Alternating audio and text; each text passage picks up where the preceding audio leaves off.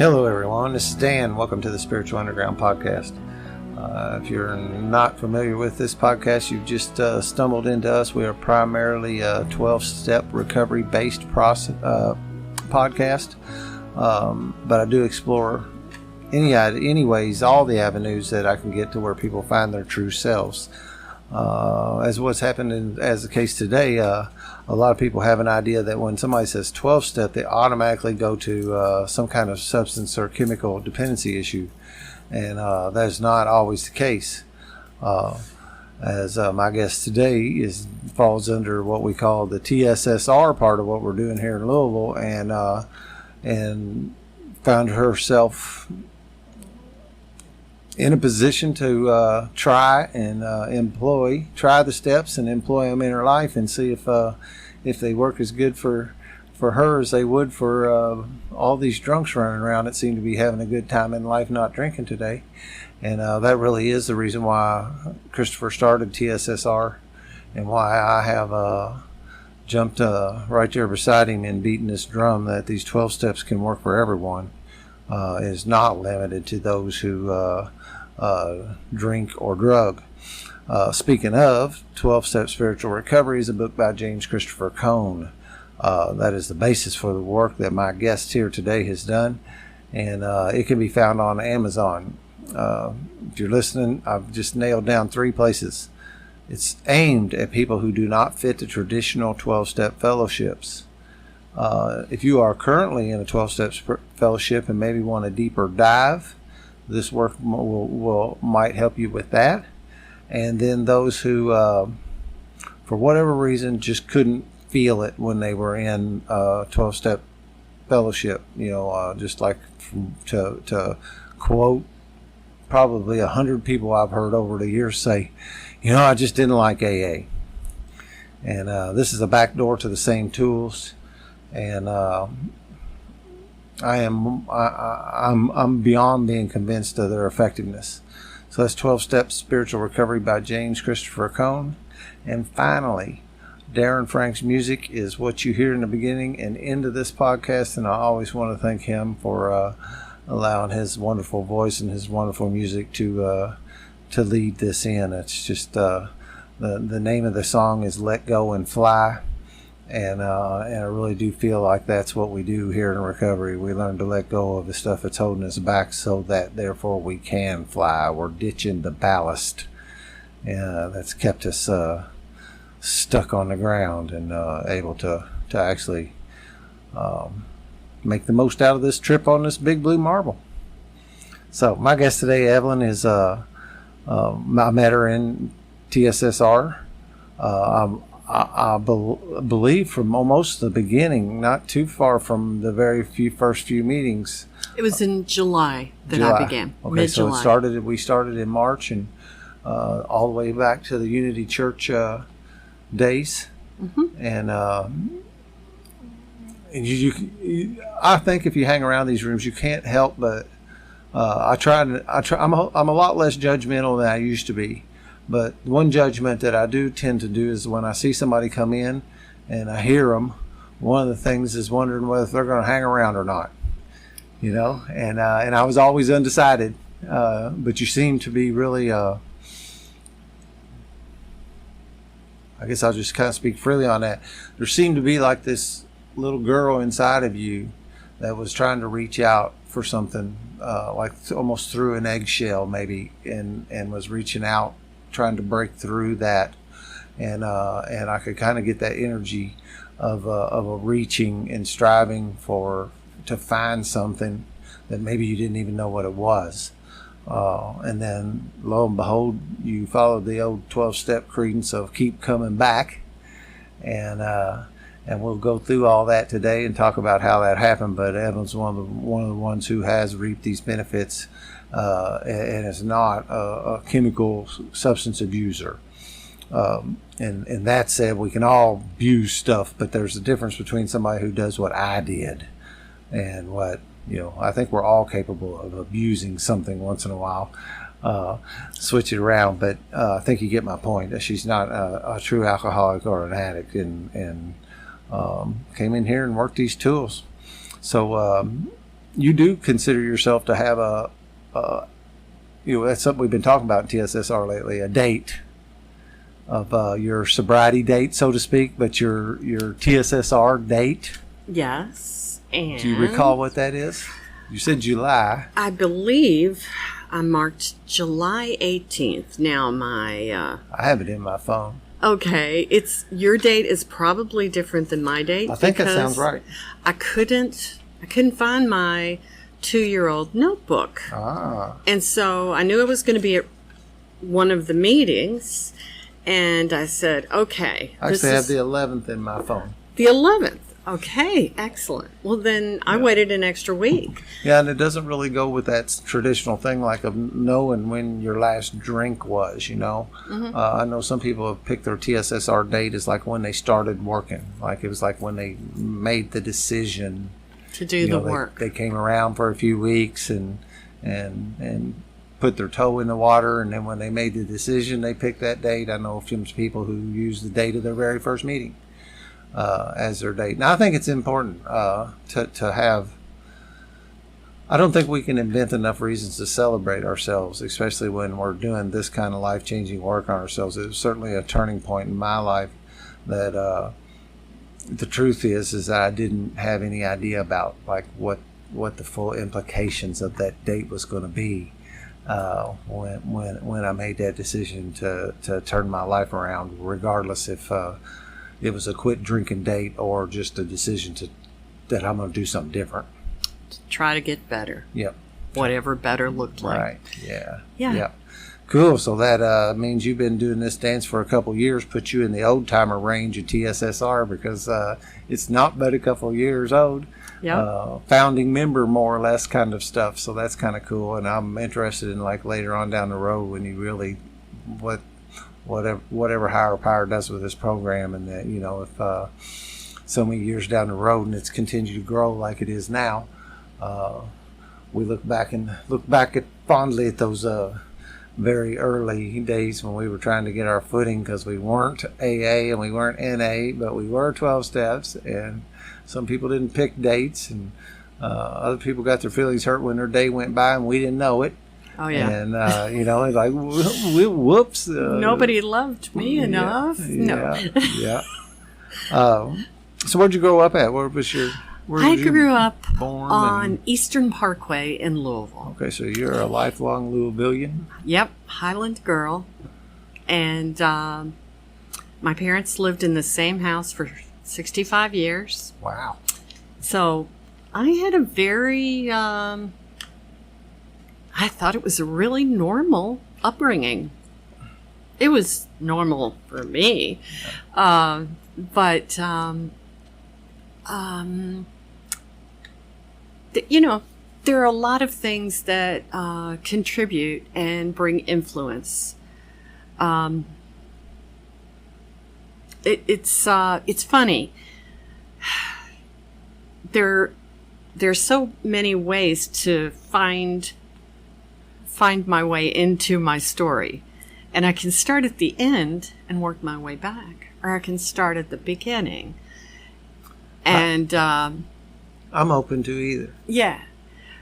But since we opened the beginning, we'll do that. I went to Catholic school, very dedicated to the brand, went to the schools all the way through, you know, started youth groups, started choirs, was in groups that kept things moving along. I always, it's so hilarious. God gave me a lot. He really did. And I'm very, very blessed. And you never know what you've got until it's gone. Right. That's the song. Mm-hmm. And that's to be determined later. But let me think. Siblings? Oh, yeah. Whole house full. One bathroom. Lots of estrogen. In a Catholic family with lots of kids. Yeah. 4 girls, 1 boy. Oh, wow. Yeah. Yeah. He had little part of the living room that was his, and we had the dormitory because our house only had, really, it started out with only 2 bedrooms, but my parents had it remodeled, put a top on it, way Started too much making stuff. more bedrooms. Making more bedrooms because they were making more babies. But It's funny, that's where that usually starts. that's it. But, you know, Dad worked the same job forever. Mom worked the same job forever. And I really felt like my life was pretty normal. Good student, tried real hard.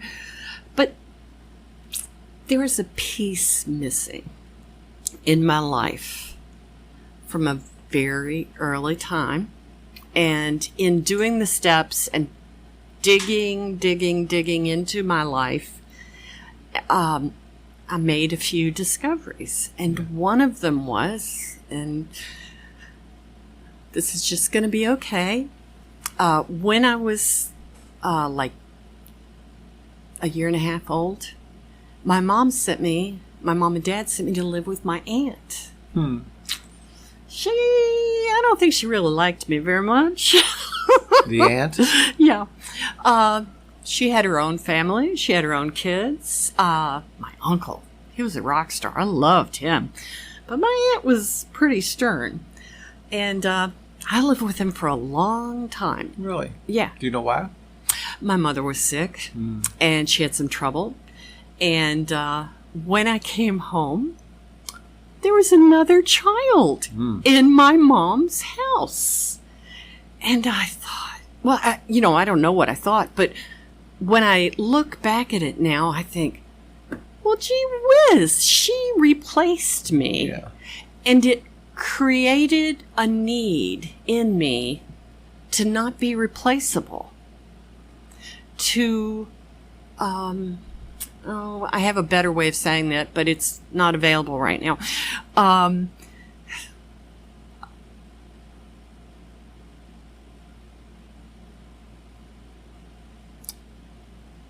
It'll come along. Yeah, it will. And then throughout my life, there were things that happened. There were a couple of incidents of people who, when you're a kid, you think everybody's trustworthy. Mm-hmm. But there were people who weren't trustworthy that my parents trusted because you're supposed to trust your family. Well, these 2 men weren't good men. And we want to trust people. Oh, we do. Inherently. Because you've been hurt enough times that you can't trust anymore. But we are born wanting to trust people, and I want to give everybody the benefit of the doubt. And I want to earn everybody's love. Yeah. That was the lesson that I earned, or that I learned when I was away. Yeah. Oh, I need be the best kid I can be, so that I'll be loved. Because if I go away and they just bring in another baby, something's wrong. And that was one of the first crooked messages that went into my head. Then with abuse from these 2 people who, quote unquote, should have been trustworthy, but weren't because they were pedophiles and sick bastards, pardon my French. They always have 3 things they're going to tell you. Don't tell anyone. You really don't want to tell anyone. Because your parents won't love you. And they'll send you away. Bing, bing, bing, bing. And so that was my biggest fear. That I was going to be sent away again. So I wasn't going to tell anybody anything. So these secrets that we hold, when we can be convinced that we have to hold a secret for someone else, I don't know. There's all this psychological stuff, and it builds shame. And these people had no shame, and so I held the shame. Yeah.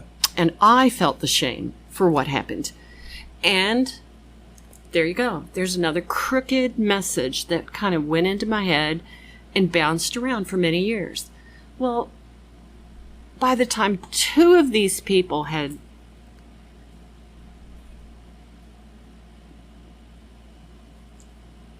by the time I'd been through two of these different people, I began to be sure that there was something wrong with me. Mm-hmm. And there was, because I was vulnerable, because I really wanted to be loved. And I thought I had to earn it. And that is the saddest thing that I endured for 60 or so years was I thought I had to earn love. Yeah. I thought I had to earn love in my marriage. I thought I had to earn love from my children. Thought I had to earn love from my parents. And I mean, that is really trying to beat a square peg into a round hole, because in truth, now I know we all are love. And we all, it's automatic. You know, when I work with sponsee, I say, this program is about unconditional love. You may not know about unconditional love, but that's why I'm here. Yeah. I'm here to show you that there really is unconditional love. Yeah, that's a really good point. Yeah, that's is the thing we're doing here, is to let people know, you know, they're worthy. They're worthy, and they're, you know, every time I tell my people, you know, then they usually remember, you know, that, you know, I love you. I do. I am sitting here working with you, and because I love you and I want you to get better. Mm-hmm. And it takes, and I think that gets rejected initially because they can't believe that's true, because most of us have been lied to about that so many times that it takes some consistency on our part before they begin to actually believe it. That's it. I think it was you who said, not just show up for the phone call, but be emotionally there when they call you. Because my sponsee deserves all of me, not just, you know, a quick text or, you know, a quick minute while I go through the drive-thru. Distracted doing something else. Yeah, yeah. And that's something my sponsor kind of pounded into me. And it's great because I have an unusual situation. I have a male sponsor. And I think this is probably going to be all zigzaggy, but that's okay. That's okay. When I joined TSSR, I didn't trust women because women will cut you. Not physically, but emotionally. And you said earlier, well, you got trained. Oh, yes. To believe that. Yes. And so I found a person at one of the very first, he was there at the first meeting, and then he was there at the second meeting, and he chatted with me both times, and he seemed very, very homey, very accepting, and unintrusive. Mm-hmm. And that's what I needed. I needed unintrusive and accepting. And that's what I got with Eddie. And over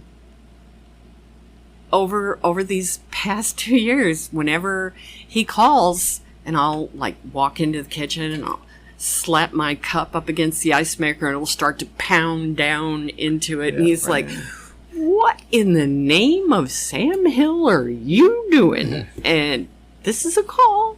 You need to be sitting down while we talk over these things, not lollygagging around. So, you know, it's these are all new tools. Yeah. He was simply asking you to participate in your recovery. That is it.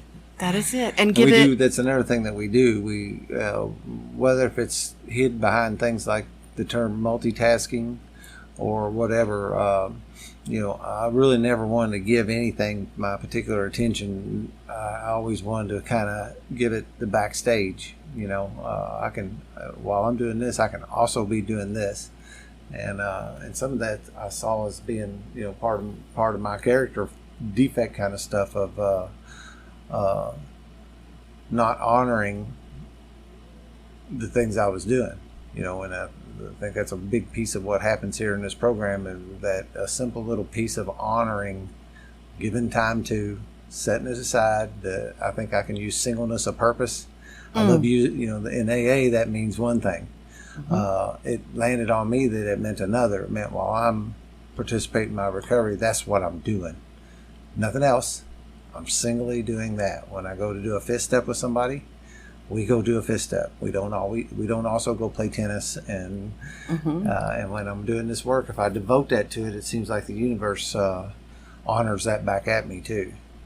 So it's a funny thing to have, like, this small little lesson, which seems pretty simple, begins to untrain us.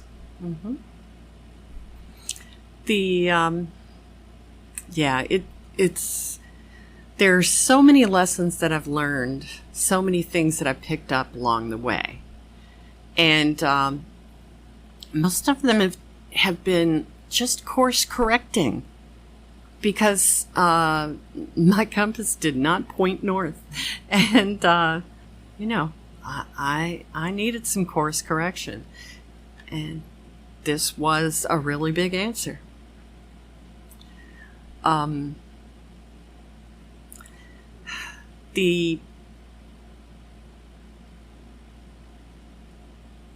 trying to think, high school, college, So you finished high school, went to college, probably got good grades. Yeah, I did.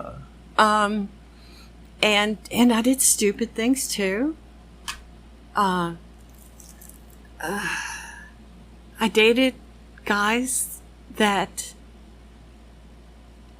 weren't available. I thought I was dating them.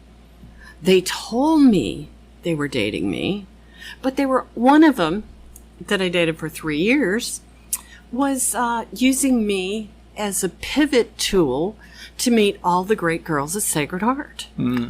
And it was, when I finally figured it out, and when he broke up with me the day before the SATs.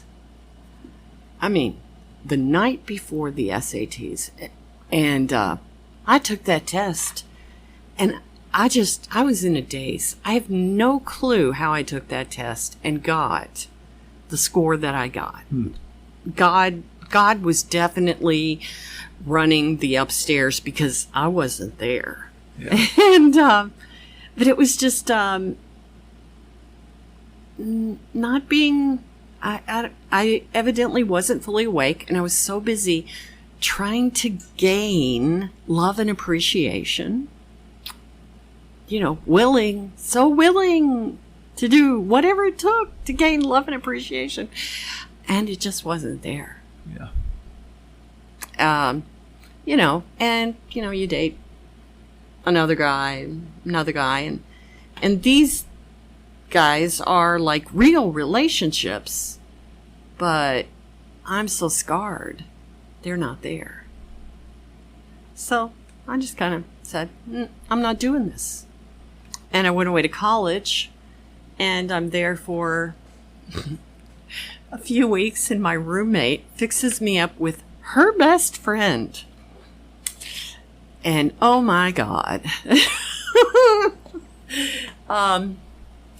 I talked to this person on the phone, and oh my word, people on the phone.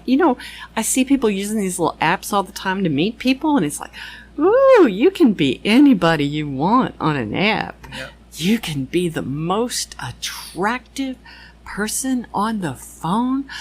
I have an amazing voice on the phone. I've always had a really good telephone persona. And so we're just chatting back and forth for about a week. And I come home from class and Sandra says, "Hey, guess what? Ricky's coming over for dinner tonight." And I went, "What? Oh my God." So, you got to do your best, be your best, look your best, all that, because you got to earn what you get. And this guy showed up, and he was not what I thought. No, he was not what I thought. And he didn't talk the whole damn time. All through dinner, he ate his food, and he left. Didn't say a word. Wow. And I thought, what the heck? So I said, "This is a joke, right, Sandra? This really wasn't him, was it?" Brought in an imposter. You're just trying to play with my brain. It really wasn't him. And so I wait about half an hour, and I call his dorm. And he says, "Hey." And I'm like, "How you doing? Did you go to dinner with Sandra tonight?" And he said, "Yeah, did I do something wrong?" And I'm like, "Oh, well, I don't know. You didn't really talk, and I wondered if I did something wrong." So we were both scratch and dent. That's what I like to call it. We really were both scratch and dent, and he had his issues, and I had my issues. But for some reason, I thought it worked. And I thought, here's this man, and he's going to love me, and he's going to take care of me, and I'm going to take care of him. Because that's what I do. I take care of people. When I was 6 years old, my dad gave me this assignment. We gave it to all of his children, but he gave it to me especially because I take these things personally. Said, make sure nobody bothers your mom, and make sure that everything's okay with her, because we do not want your mom upset about anything. And so I spent my whole growing up life trying to make sure nobody upset Mom. That's a really big assignment to put on a little kid. But, I love my dad. I loved my dad. But all parents have feet of clay. We all make mistakes. I made mistakes. I made a lot of mistakes. So, I don't know if there's anything in the world more difficult than parenting. Oh, I don't think there is. I think I'd rather have a baby than raise a baby. And I don't ever want to have another baby. Ever. Ever, ever, ever. Yep. Yeah. Me either. At 63, we're pretty much done with that. Thank God. But always feels like a guessing game. Mm-hmm. It's always like the rules change daily. Blow on the dice and roll them and act on the numbers. It's never the same answer. It's that little ball that you turn over and it says, "Ask again later." Yeah, the magic 8 ball. Or the whatever. Magic 8 ball, right? The answers are never the same. So, it was just one of those things. But so we were married for about 8 years. So you married Ricky? Yeah, I did. Yeah, I called him Richard. Richard, okay. His I thought you said family Ricky called him Ricky because he was Ricky, but I called him Richard. And so the first date was nonverbal. Yeah, completely nonverbal. And it just think maybe if I dated a girl, that might not be a bad thing. I'm teasing. Yeah, just don't say anything and see if she still buys in. Yeah, that'll tell you how needy she is. But we were together for a long, long time. And so, eight not that years. It makes a whole lot of difference, but you were new in college. Mm-hmm. So that would put you 18, 19, right? You met him early. 18. Yeah. You met him early. I did. How long was it before you was married? Oh, I was 20, almost 21. Okay, so y'all dated a couple years. Yes, and then we got did. married. Mm-hmm. Okay. But I won't throw him under the bus. Yeah. I'm flawed. I was scratch and dent, as was he.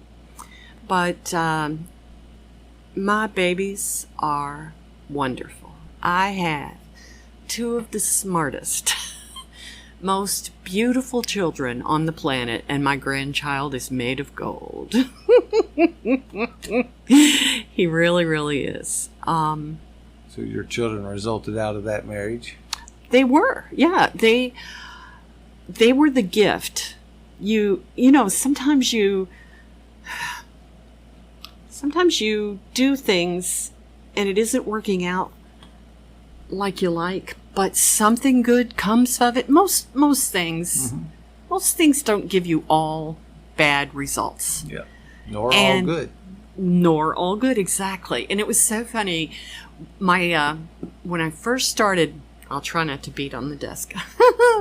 When I first started the program, my first assignment from Eddie was make a list.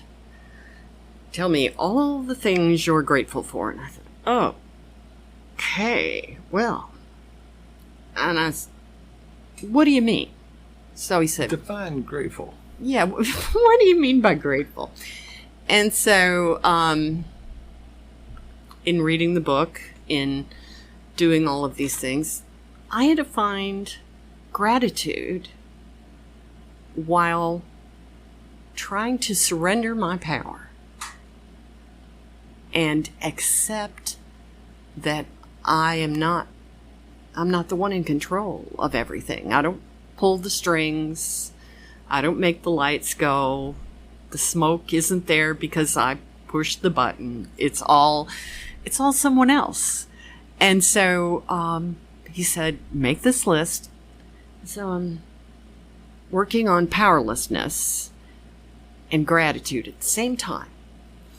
And I said, this is a trick. And he said, what do you mean it's a trick? I said, you want me to tell you all the things I'm grateful for. And the most important things are, I'm grateful for my children.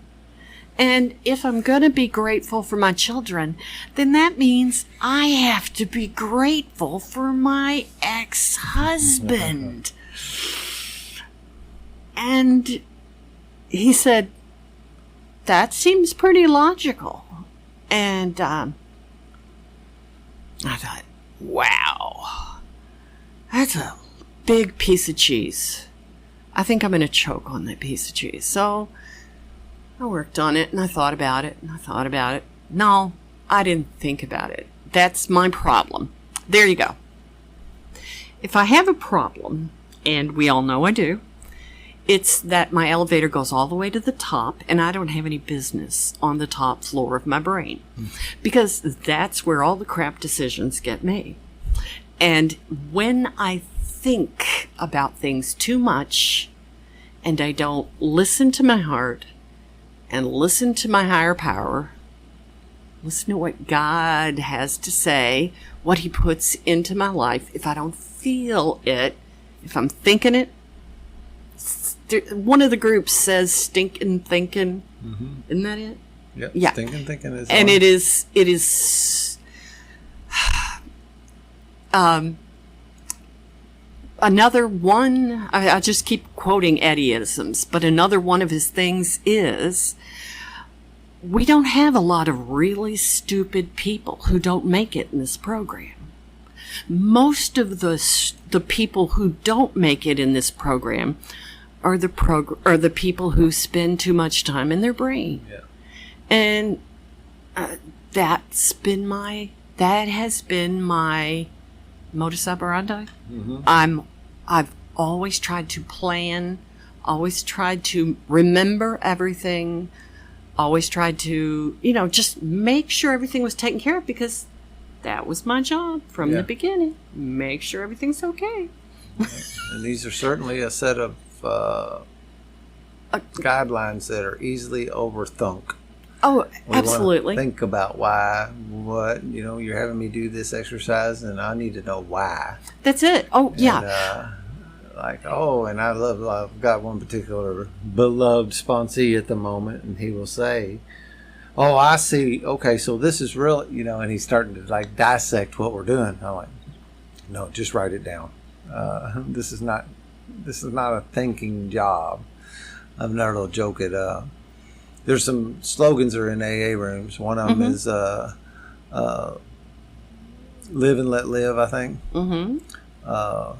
One of them is, and I almost had to get my big book out. Easy does it. And one of them, one of the signs on the wall is "Think, think, think." Okay, yeah. And one of my favorite speakers says that whenever the AA guys went to pick up the slogan signs, whoever wanted the "Think, think, think" one never came and picked it up, so they just sent it with these guys and gave it to them for free, because "Think, think, think" is not in our program, really. No, it isn't. It's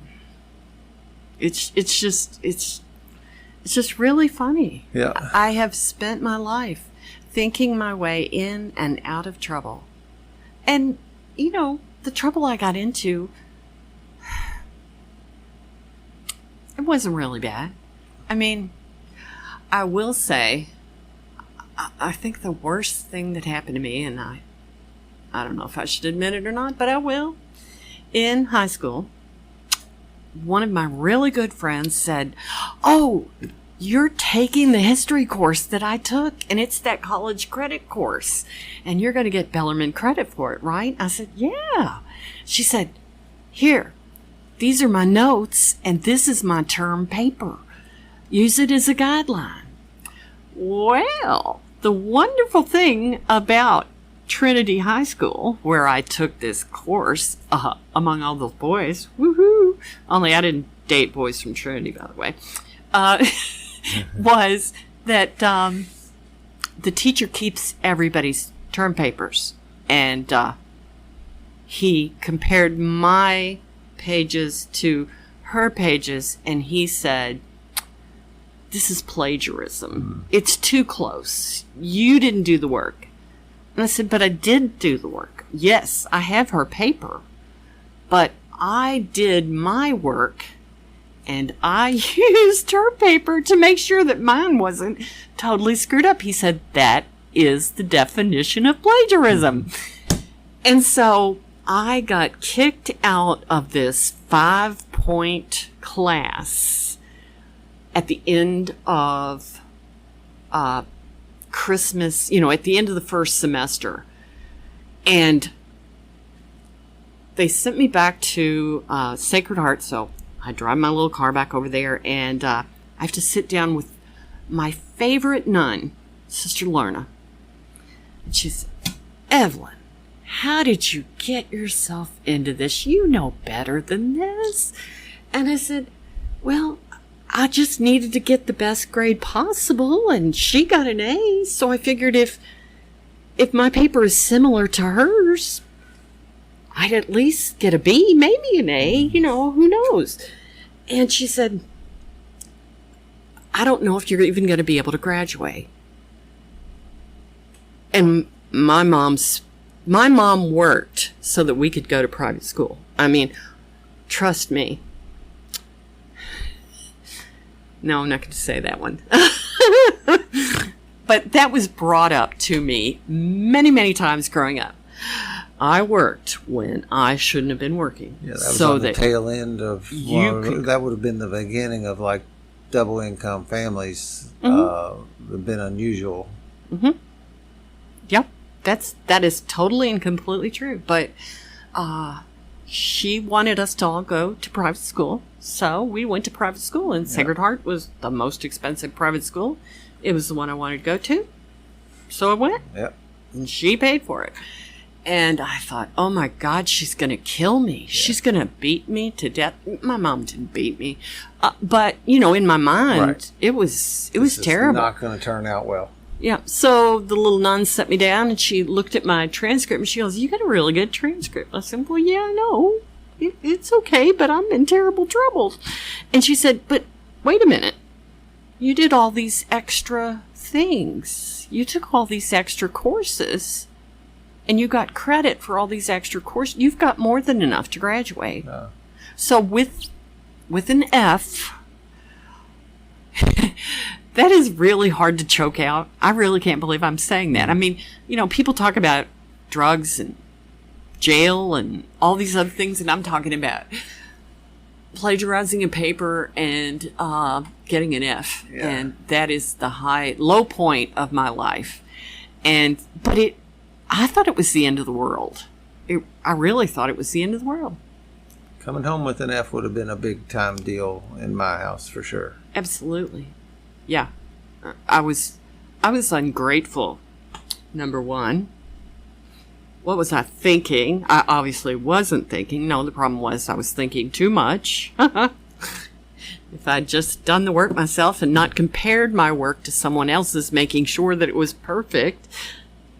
It's awful tough to dodge that one too, like the trusting people, it's awful hard to not take a shortcut. Mm-hmm. To say, that's nope, true. Here's a easier way being handed to me, and no thank you. Yeah. I'll take the hard way. Yeah. Mm-hmm. But your teacher, he's saying, this seems real familiar to me, and dug it out. Oh, yeah. He pulled it right out of his briefcase. Dr. Fott. Oh, my God. It was bad. It was bad.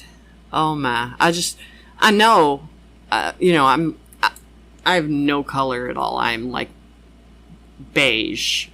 On my best day in the midsummer, I'm beige. And I know that all the blood left my face, and that doctor, he had me bend over and put my head in my lap because he thought I was going to pass out when he told me that. It just, it was, gosh, that seems so silly, but. Well, what I didn't want to do ever was disappoint my parents. Oh my gosh, no. The path I took did it repeatedly. Mm-hmm. And it started to become the biggest fear I had, almost, of this, because I didn't get yelled at, I didn't get spanked. I just got that look that told me that I didn't have the approval I needed in order to move forward in my life. The approval was not there, and that was enough. Yeah. Most of the time. Now, I say that the same breath saying, although I continued the same behaviors, but I do remember being deeply touched many a time from specifically my father's disapproval of a behavior or something that I had done. Mm-hmm. Yeah. Yeah, that was one of those things. It's funny. My father lived on a pedestal. I don't think he knew it. But he lived on a pedestal all my life until the very end when I found out he wasn't perfect. Mm-hmm. And I was astounded when I found out, old family secrets that we let sleeping dogs lie in my family. Yeah. It's just... We tend to do that, this is not about alcoholism, but a lot of people sit here and I ask them if they've had alcoholism in their family. Mm-hmm. And, nobody, the standard answer is, it's usually a no, mm-hmm. but it really is a yes, but we didn't talk about that. Absolutely. My grandfather was a bootlegger. Oh, wow. During Prohibition. And my father, this is like, they thought this was the funniest story. And growing up, I guess it was the funniest story in the family. When my dad was like 8 years old, they ran a bunch of moonshine up Muldrow Hill to... Yeah, that's the direction of towards Fort Knox, Battletown. Right. And when they were coming back, they were being followed by the police. Well, my grandfather was passed out in the back seat of his car, and my dad, at 9 years old, was driving that car on ice down Muldrow Hill, evading the police. Yeah. That's a firm foundation. Yeah.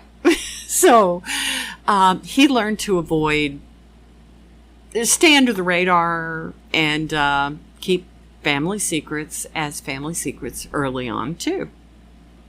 But, and, when your dad's distilling his own brand behind your house, you just don't tell people that. Right. So there you go. You've got that big secret. Yep. But that's one thing we learn to do is keep those secrets. That's it. And that's another one of those big things. We're only as sick as our secrets. Mm-hmm. That's one of the... Yep. All these little, I will say cliches, mm-hmm. But it's not probably because the cliche makes it sound like it's... less than important. But like the more you hang around here, the more those little things actually have a real solid foundation, and they are these cute cliches we say, but they're right. Just like keep coming back, works if you work it. It really does. It really does. Yeah. So I think I will skip over a whole bunch of stuff. Okay. And jump to 1990, and I was remarried with my husband, Barry. Current husband, Barry. We've been married for 36 years. And so I'm old, really, really old. No. But...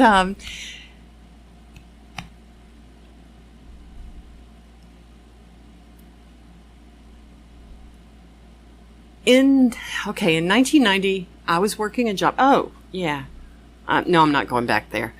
Okay, I was working a job. My husband was disabled, but he was going to law school. And I was bringing my child to New Albany for a tutorial program. And I helped raise money for this tutorial program. It was called the SHED Association. And they help dyslexic kids learn how to compensate. And both of my children, who are highly intelligent Mensa people, both of them, have this difficulty. And people think it's because you see things wrong. No, it's not. And it's so funny because this is how I can, this also lines up with this condition that I have. I don't see things wrong. My perspective is wrong. And with the wrong perspective, if I don't learn the rules, I can't get by. For my children, I involved them in this program. My son, he was in kindergarten when he learned to write cursive. The kindergarten teacher hated me. And I don't even know if they still have a program in this area because they don't let kids write in cursive anymore. My nieces and nephews don't know how to write in cursive, and so their mom and dad have this secret language that they communicate with each other. And they're like 10 and 15 years old. Yeah. Like just writing is almost out of style. It is. Because you type Everybody on this computer. Types and prints now. But so with my children, we did this special program, and they learned all the rules for spelling, for, if you hear the k sound before or after a, there were just all of these little rules for how you're going to spell something if it sounds like a k or if it sounds like a s, just the C's both ways, all of these things. And the great thing about it was, in order for my children to be involved in it, I had to teach someone else's child, because there was another mom who was teaching my child. So parents were learning, assimilating these tools as they taught them to their children, which helped the parents as much as it did the children, because I would say probably 75% of us all had the same special way of learning. Yeah. I just learned to compensate very early. But so I had driven my child over, and my daughter was sick that evening. And on the way home, it was really dark. It was February 13th, 1990, the day that will live in infamy. And a truck driver dropped part of his load on the Sherman-Minton Bridge, and I dodged it. And I hit the edge of the bridge. Bam. And then a car behind me also dodged it, and then he drove over me and kind of flipped my car around so that I'm looking at New Albany, but I'm going the other way. And my car's totaled. It's a mess. It's a mess. So I'm sitting there, and I hit my head real hard. Did you drop the kids off? Oh, no. The kids are with you? I had my son with me. We were on our way home. And it's so funny. I tell people, I have a little condition called hyper-awareness. And hyper-awareness is when you've had a little trauma in your life. And so you have to remember everything, because God knows if you don't remember everything, you might get in trouble. And so all the way up through this, I remembered everything except for the date. Now, time is gone for me. I never know what day it is. If I write a check, I'm probably going to ask you, what's the date? What's the month? Sometimes I'll ask you what the year is. The first time that happened, this woman looked at me and said, "Are you on drugs?" And I went, "Well, as a matter of fact, yes." Yeah, it was a brain injury. I had a traumatic from the accident. From the car injury. Broke some wires that calculates that kind of thing, keeps track of it. Yeah, I hit the occipital side of my brain in the car, the post, and then I did the bounce, and so there's a reflexive point on the other side, but the part on the left is labels and dates. So I never know the names of things. I really have trouble with people's names now. But I know your face. I did know your face. Now, as the winds of time go, or the sands of time pass by, some of this is getting a little harder to manipulate or manage. So it's just, it was pretty traumatic. The big thing for me was conscious and during it.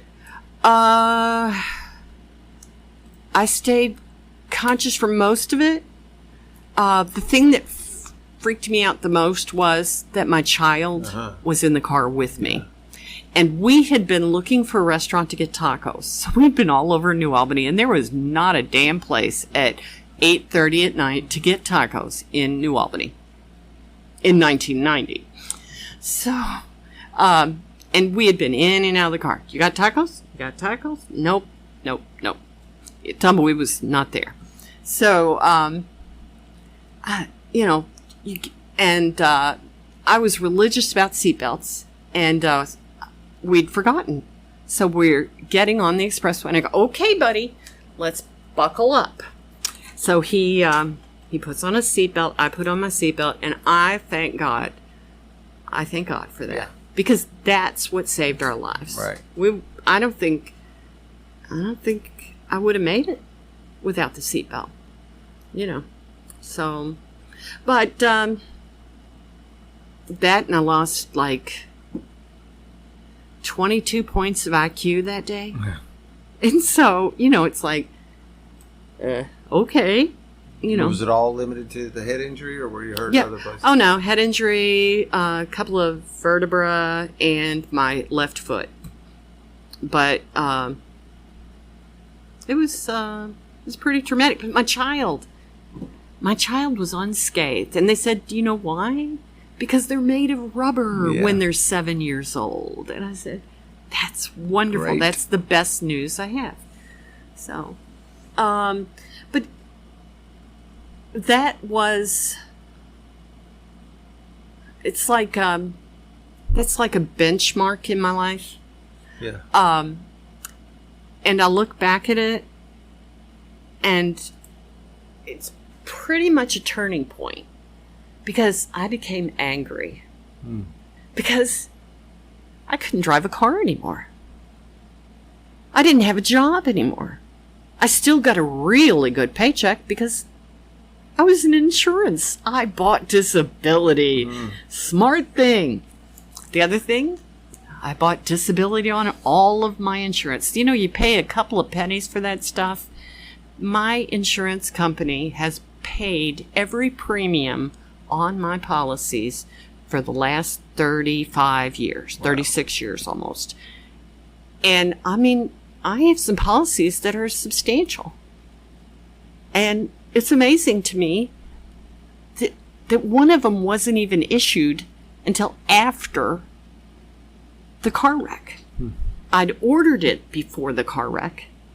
And so they investigated me for a year to make sure that I didn't lie about anything on that policy. You had pre-planned it? Yeah, you know. So, but it was, you know, it's, and that's the comparison that I'm going for here is before the accident, I had one perspective. My job in life was to take care of people, you know, make sure everybody's good. That was my job. So what happens when you can't drive your car, when your back has fractures, when your head doesn't work right, when you're on drugs, when you start having seizures, when you become so damn depressed that you don't even want to be part of this world anymore. Yeah. You lost lose your purpose. I did. I lost my purpose, and I didn't see any hope. And of all the things that a person can lose, hope is the most important thing. Without hope, we have none. Yep. And so I went and got some treatment and saw a doctor. And, you know, I actually went to a facility to get some help. And while I was there, they went, "Hey, you're a chubby girl. How about you join this OA group we've got over here for fat girls?" Really? And I said, "Oh, lovely." So they put me on a food plan, and I wasn't a fat girl, but by their standards, I was a fat girl. Now I'm a fat girl, but it was just a total pivot. But when I came home from that, This is like an inpatient. I was an treatment inpatient, facility. went inpatient, and Was it primarily to recover from the brain trauma? Is that what? it was for depression. For depression. For Okay. depression Right. and loss, grief, extreme grief. And, okay, so I'm in this facility with doctors and lawyers and nurses because those are the kinds of people that I hung out with because, you know, and it was just crazy. It was just crazy. But so I learned a new way of doing it. And I learned some good skills. And I also acquired some bad skills. And I still didn't trust women. I just didn't realize I didn't trust women. Because, you know, those women, that first guy that I dated, those women were stabbing me in the back as much as that guy stabbed me in the back. And he was you know what? But these women, they were party to it, and they were my friends at school. How do your friends date your boyfriend? You know? Wow. I seem to have a lot of resentment about that. I think I might need to go back there. Let's write that one down. Yeah. But it's, you know, it's just funny how things evolve in life. But after that, and after, you know, working OA for about a year, I don't remember what happened, surgery or seizures or something caused me to pivot back, and I became involved with 2 nonprofits and put down my other nonprofit. And I raised money for these groups, and I helped them get their start in Louisville. The Epilepsy Foundation and the Brain Injury Association of Kentucky. And I was a charter member for both of those groups because there were no services for people like me. And, you know, what do you do when you can't drive your car anymore? Yeah. And you're not comfortable letting other people run your life, because I never let anybody else run my life. Right. I'm the driver. I've always been the driver. That was a really tough time. It seems like little bitty, but it was such a big deal in my own mind, you know?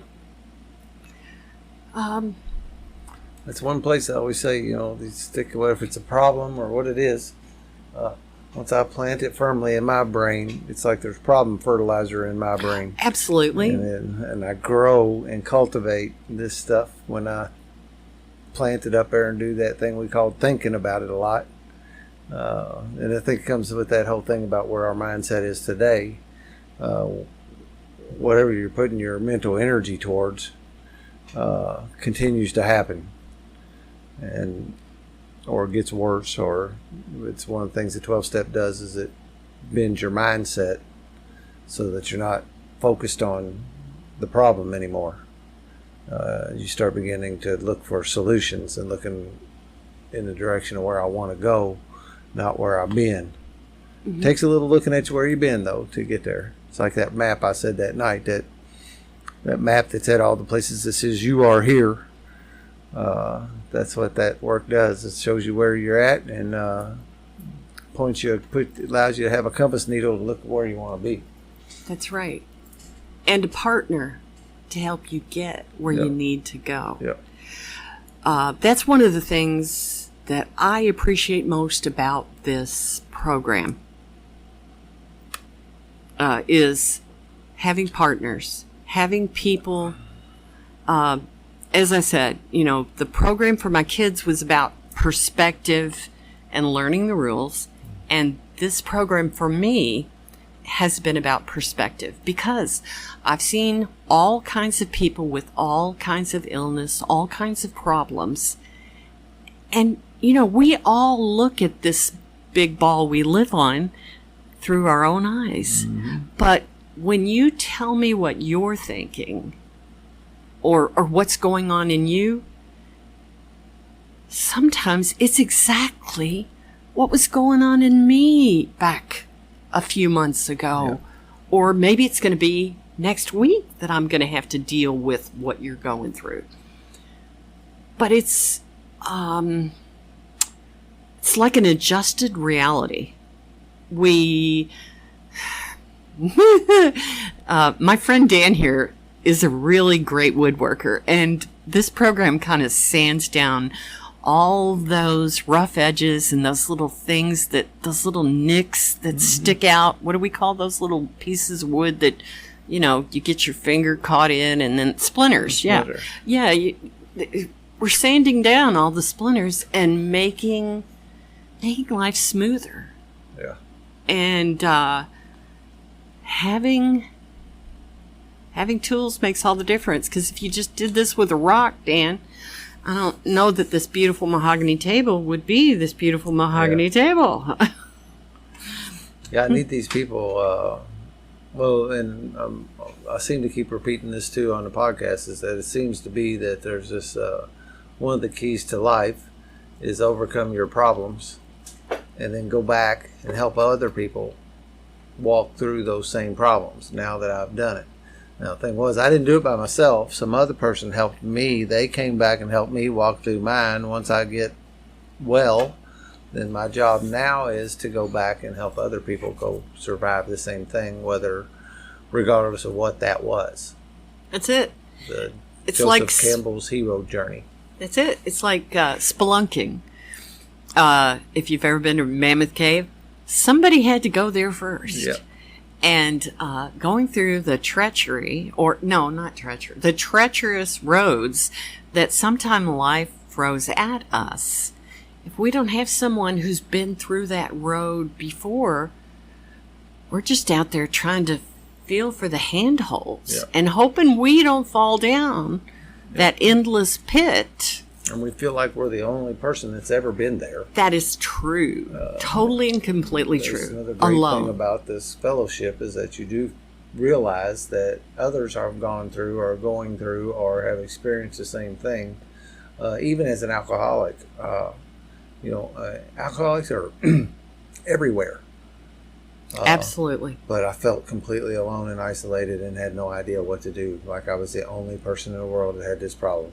And you probably didn't want anybody to know you had that problem. Yep, so it was your shame. I couldn't have the shame behind it. I could not have my image tarnished to be known that this was happening to me. And you're right, that's called shame. Mm-hmm. It's there's just so much. Before I came to this program, I'd been seeing a therapist for a while, trying to keep anger down, keep calm, and I've always been a spiritual person. I've always had a very a big connection with God. But it was this God and not that God, If that makes any sense, I know you all can't see my hands, but it was my own specific thing, and I won't go into that. But the Catholic Church helped me form my foundation. Conception of God. That's right. Conception of a higher power. Well, God. Now, my higher power has nothing to do with the Catholic Church because my higher power isn't man-made. Right. It isn't man-directed. The men don't own the rights to it. They didn't write all the rules to it, even though I think pretty much we can count on all of the 12 steps originally being written by men for men. But I believe that Christopher's interpretation in this book of 12 Steps for Spiritual Recovery, is it's more gender friendly. It is. It is that totally was one of the points and one of the things he was aiming at when he wrote it. Mm-hmm. Update the language. Yes.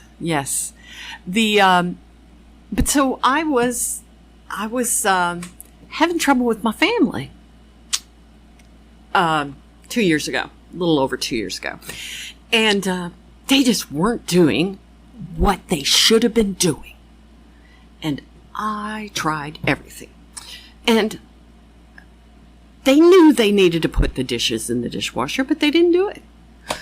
They knew that the garbage needed to go out before midnight, but at 3 o'clock in the morning, he's beating the cans around and carrying them out to the street and doing the things that he likes to do because we are nighttime people. If you ever want to talk to a person at night, call me. Well, wait a minute. Yeah, if you're in the program. Not the whole world, please. But it's really funny because I called my therapist and I said, I'll tell you what, I'm just so tired of this. They are just not responding. I'm sitting in the living room. They want me to be with them. And I'm sitting in there and I've got my earplugs in and I'm listening to my Kindle and I'm listening to my books. And every time I'll get it going and they'll go, Mom, Evelyn. And I'm, what? And I didn't realize any of that. I was totally secluded while being there. Yeah. I was not participating in my own life. Yeah. And so I called my therapist and I said, okay, this is it. Next Thursday, I want to do an intervention on my family. And so she goes, you do you? She said, well, when can they do that? And so I said, daughter, are you available for to go to therapy with me on this date? And she goes, no, but I can do it on Saturday. I said, okay. So Jean says, sure, I'll do it on Saturday. I can give you that. And so we show up, my husband, my daughter, and I, and I'm sitting there in this chair, the hot seat, and my husband's, in one corner and my daughter's in the other corner, so I'm like having to look back and forth. And they say, Jean says, well, why don't you go ahead and start, Evelyn, and you tell them what the deal is. And I said, well, I just really need you all to cooperate. You all are not on my team. We are not working like a well-oiled machine, and you all aren't doing what you should be doing. And my daughter says, my daughter is so wonderful. She is so sweet. And God bless her. I have no clue what she did to deserve to be my daughter. But God's going to give her many gifts when she gets to where she's going. I know He is. She. Yeah. But so I said, you all are always interrupting. I put my earplugs in, or my earbuds in, and as soon as I start my book, you all interrupt every time. You want me to watch things I have no interest in. You won't put the dishes in the dishwasher. It was all petty little things. But my brain, on that top floor up there, the executive suite, where I do not belong, that's where the why questions are answered. A friend of mine in recovery said, Evelyn, why is above your pay grade. You don't get to know why until it's all over. And so that's like been one of those firm foundations. Why is not a question for me to determine. Right. I don't get to do it. I'm saying all these things to them, and my daughter, who is just the sweetest girl, says, Mom, really? What about, do you not realize that you're not available? And you're not participating? You're cooking and you're cleaning and you're, doing those parts. Physically present. I am physically there, but emotionally I am absent. Yeah. And with all of the things and all of the mistakes and all of the crooked rules and information that have fallen into my toolkit, my broken toolkit of scratch and dent living, I just couldn't manage. I wasn't managing. And so they said, what it boiled down to was, maybe I need to go spend a little time with some friends of mine at the Brook. And so I went to KMI, to an outpatient group, and they put me in the women's group. What the heck? They didn't know you very well. They did not know me very well, really. They did know what I needed, and I couldn't manipulate it. Yeah. And so here I am. I have broken tools, And I show up, and these women, whom I don't trust, are sitting there, and so I don't say anything the first day. Now, Dan's sitting here going, I don't believe that for a second. But the first day I didn't say anything. When you first come to TSSR, you were kind of quiet. I didn't say anything the first night. It's always best to observe your opponents. Really pretty good. Yeah. And would think, yeah. Yeah. So I really thought, I don't think I can trust these girls. I don't know what their deal is. I don't know why they're here. They've got to be sick. This is a place where crazy people go. Holy moly. I know why I'm here. I had a brain injury. I'm here because I'm a little depressed. They just need to adjust my medicine and I'll be fine. You break that blood-brain barrier and it's really hard to find the balance in life. So here we are. Well, these girls are great. They're all dealing with the same problems I am. And so I'm going for a week or so. And then I get sent to this little class in the afternoon. And this gentleman named Stelios, I think is his name. Is that it? That's it. And he says, so have you been in a program before? You've done 12-step programs before, right? And I said, yeah, I did an OA program a long time ago, but, I'm not really sure that's where I need to be. Yeah, fat girl, obviously. Yeah. So, let's talk about that. When you did do that, or did you just go? You said you got on a food plan, but did you do any other work, or did you actually work steps? Oh, no, I worked steps. Okay. I led meetings. I went. I didn't miss a Friday. Okay. I was there. I was in the Saturday meeting. I had a sponsor. I called every day. Until something happened. And I can't tell you what the hell happened. But something happened that pivoted me again and pulled me out of recovery into what I thought was better. Yeah. And that's... I just wanted to go back there and touch on that a little bit because having attended meetings is not quite cover the point on whether what you did while you were there. Some people just will go to, they will say they've been in AA for whatever. And they just because they've been going to meetings, they haven't been doing another thing. I have had some personal experience with people who have gone to OA and had some success, but mainly in the food plan type of world, not really working steps, but it did help them get some control over their intake. And so I was just curious if they actually worked steps and did that while you were there. Oh yeah, I worked steps. So, I remember all the way to like the 6th step. I remember my 5th step. Oh my word. Yeah, we're not even going to go there because I don't want to get that sidetracked from Stelios, but so you coughed under your breath that you had some 12-step. Yeah. And so he said, I think you should go to a 12-step meeting this week. And I went, okay, because I believe in doing, or I've always believed that if a professional tells me to do something and I've paid him to tell me to do it, I should probably do it. And with that approval, that seeking approval thing too, that leads us to take the direction, that's it. Looks like I'm doing what I'm supposed to be doing. And if I paid for it, it has value. That's the other thing. Yeah. And I paid to be there, so I need to do what these people say. There's definitely some validity in having some skin in the game. Yes, absolutely. So I didn't go to a meeting that week. And I went back the next week. Well, he wasn't there. It was somebody else. And so I'm like, whew, all right. That's great. Off the hook this week. That's it. And so then I go back the 3rd week. And, these are like, you're just there for,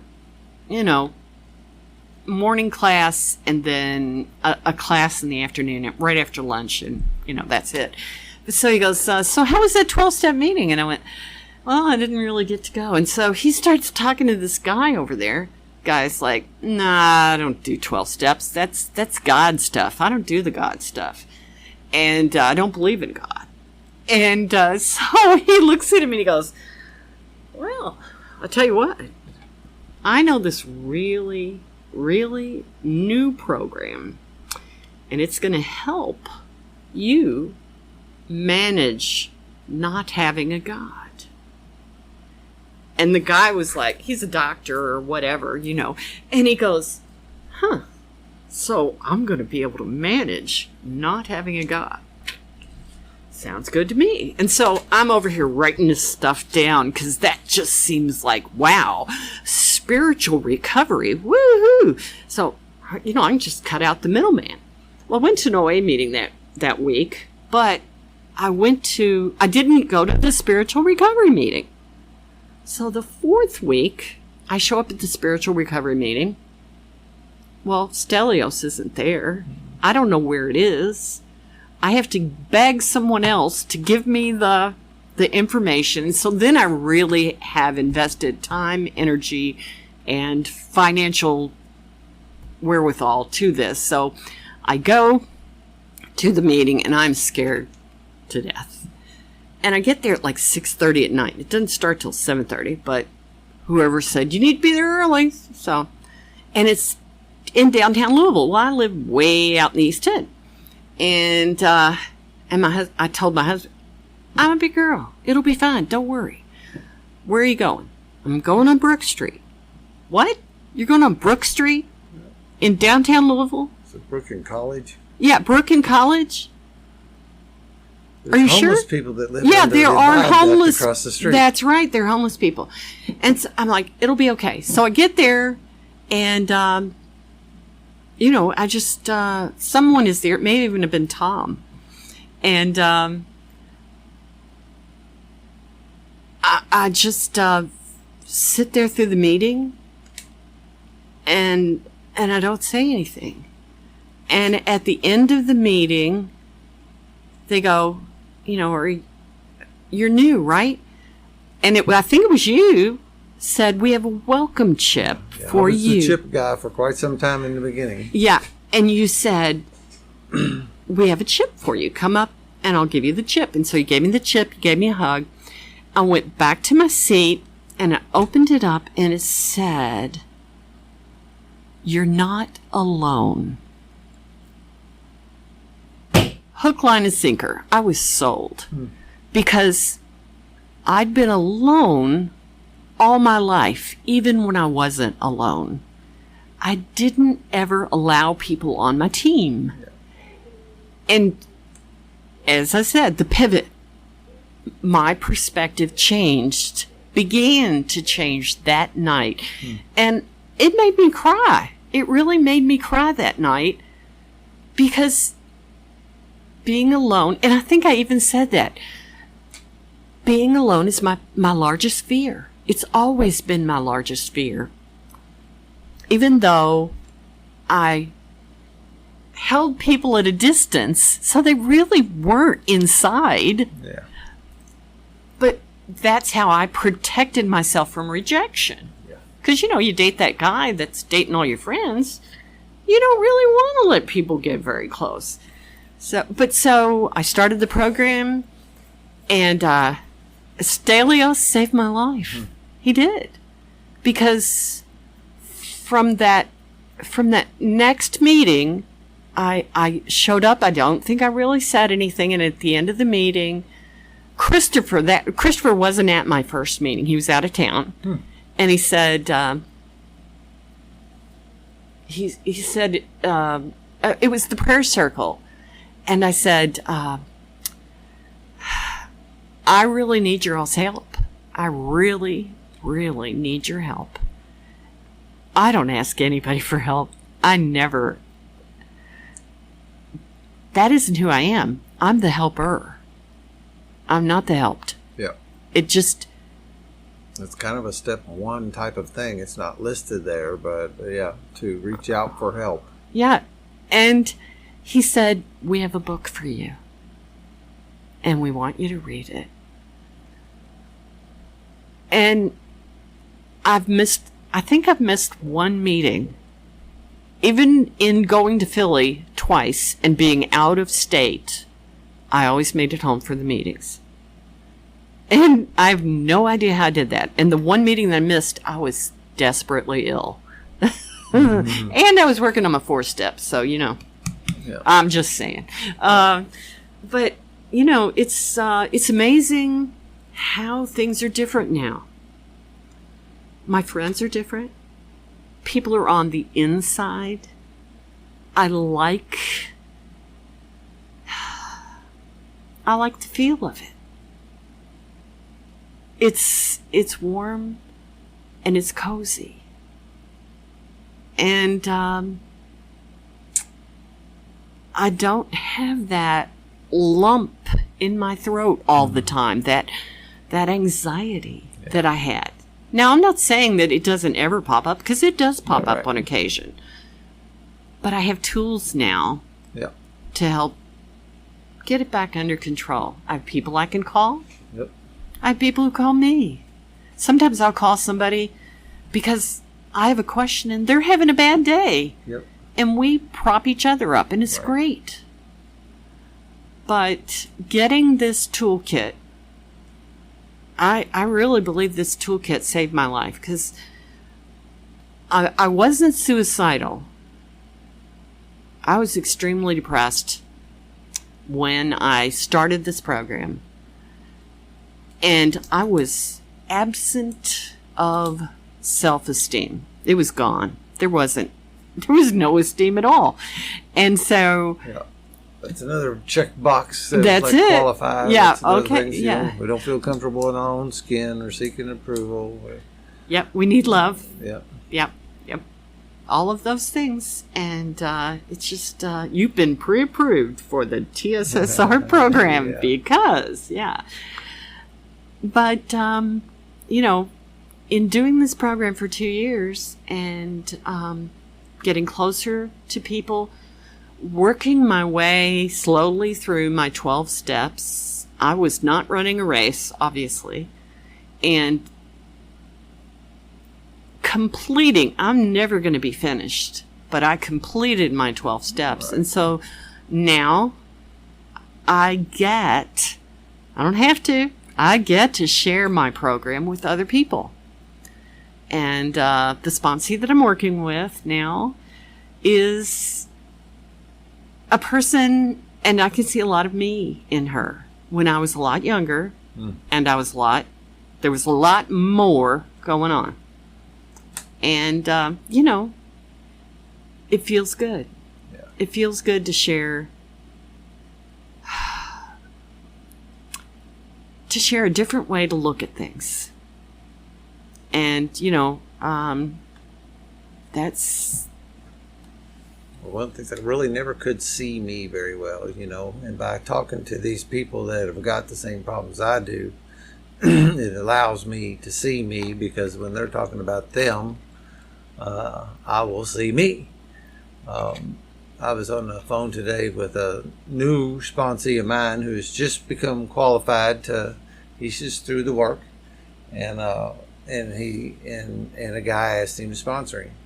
And of course, he's nervous as all get out, and doesn't know what to do or whatever. But he told me a story today, and I don't want to necessarily repeat it because it's his.